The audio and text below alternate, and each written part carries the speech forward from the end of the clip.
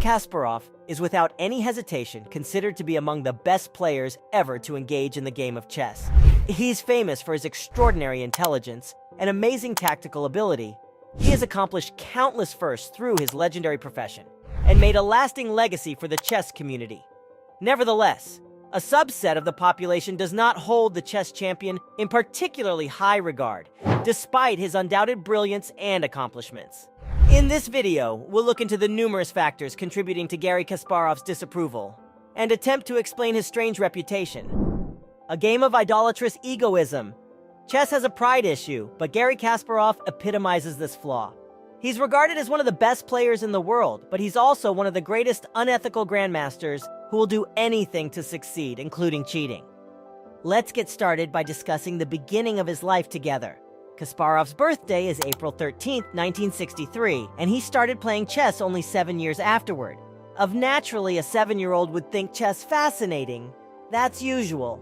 But Kasparov wasn't just like any other kid. He had an incredible obsession with the game and comprehension of situations far greater than a typical kid.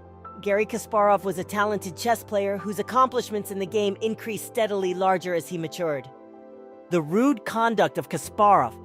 After eliminating Anatoly Karpov in 1985, he made history by being the youngest player to ever win the World Championship.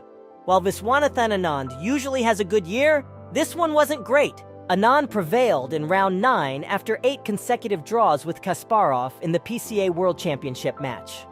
After that, Kasparov's behavior became increasingly unethical. According to Anand, after Garry made his move, he smashed the timer, stormed out of the room, and shut the door. The noise increased because of the artificial enclosure, and there was also some trembling as they went.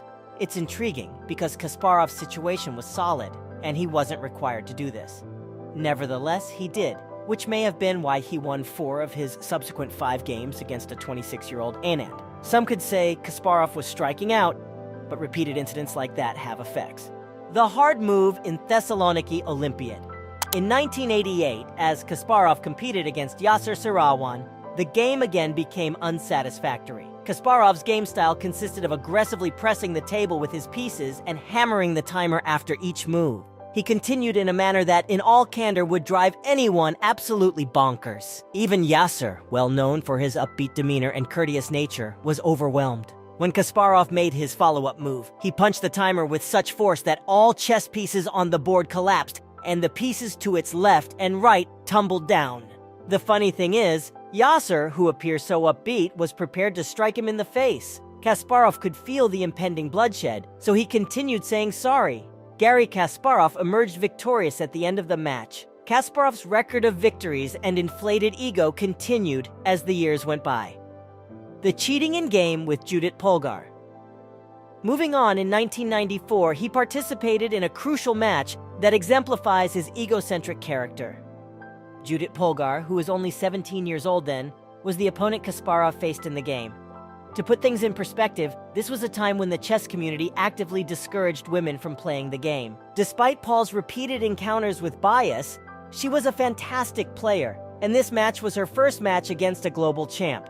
On move 36, with a modest advantage, Kasparov played the knight to c5, which was quickly neutralized. Seeing that the bishop on c6 can force a tie, he lets go of the knight. After putting the knight down, he lifted it again and took it to the f8 position.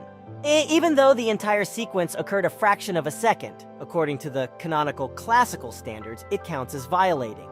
Polgar was perplexed and hoped that an arbitrator would take note of the blatant infraction.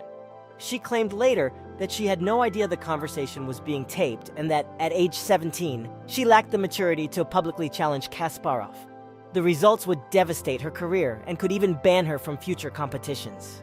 When questioned regarding this, Kasparov responded that regardless of whether the move to c5 had been made, the game would still have ended in a draw. Nevertheless, this doesn't qualify as the case at issue. Kasparov, who has been playing chess internationally for 30 years, is well versed in the regulations and was aware that this tactic amounted to cheating. Perhaps Kasparov's pride had grown to the point where he believed that a first-game tie versus a female talent would damage his public image irreparably. Furthermore, he went on to call Polgar a circus doll and remarked that he thinks a girl who is so young should have been educated in something positive. Women chess players, he added, should focus on raising families. The whole show was awful. Kasparov's rudeness is not limited to this incident only. There are plenty of other cases. However, Garry Kasparov's outstanding track record as a talented chess player and creative genius has not been tarnished. Subscribe to our channel and join the conversation. We love hearing from our subscribers and can't wait to connect with you.